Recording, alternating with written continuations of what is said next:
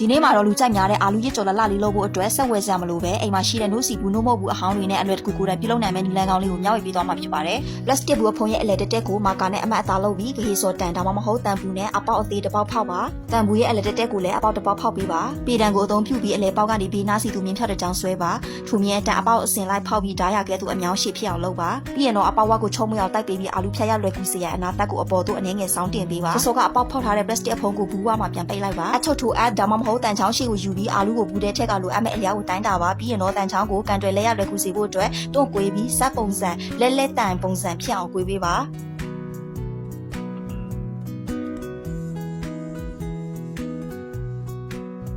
ရေတက်မှုခွန်ဖုံးကိုယူပြီးဂဟေစော်တန်နဲ့အလဲမှာတစ်ပေါက်ပြီးမှနှစ်ပေါက်သုံးပေါက်ဖောက်ပေးပါ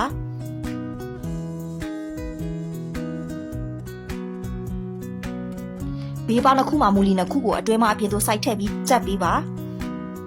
မူလီစိုက်ပြီးသွားရင်တော့ခုနကပြုလုပ်ထားတဲ့ကွေးတန်ချောင်းရှိကိုရီပလင်းဖုံးရဲ့အလဲပေါက်ကနေထိုးထည့်ပါတန်ချောင်းနဲ့ပလင်းဖုံးမြဲမြံသွားစေရန်အတွက်ကော်တနတ်နဲ့တေချာပြီးထက်ကပ်ပေးပါအာလူတစ်လုံးကိုယူပြီးပြုလုပ်ထားသောတန်ချောင်းအချွန်ဖြစ်အလဲတဲကနေအစုံထိထိုးဖောက်လိုက်ပါတန်ချောင်းကိုဘူးရဲ့ plastic အဖုံးအလဲပေါက်ကနေတဆင့်ဘူးတဲသို့ထည့်လိုက်ပြီးအာလူကိုဘူးဖြင့်ကဓာရဝါနဲ့ထိကပ်ပေးထားပါရေဘူးဖုံးမှာရှိတဲ့မူလီအချွန်လေးကိုအာလူမှာမြဲအောင်စိုက်သွင်းလိုက်ပါပြီးနောက်လဲတန်ကိုနာရီလက်တန်အတန်စိုက်ပြီးဖိလဲပေးပါအာလူကဘူးဖြင့်ရှိဓာရမှာတဆင့်အောက်သို့လိတ်ခွေပြီးထွက်လာပါလိမ့်မယ်ဘူးအောက်ကနေထွက်လာတဲ့အာလူရည်လေးကိုတုတ်ချောင်းလေးနဲ့ထိုးပြီးအကွာဝေးညှိလိုက်ရင်ဖြစ်ဆိုင်ကရောင်းတဲ့အတန်လာပါတဲ့ spiral potato လေးကိုရရှိပါပြီအာလူရစ်ကြော်ကိုအာလူဆက်မလို့ပဲအိမ်မှာတင်လွယ်တူလို့စားလို့ရပြီဖြစ်လို့အားလုံးပဲအဆင်ပြေလိုက်လို့ကြည့်နိုင်ကြပါစေနော်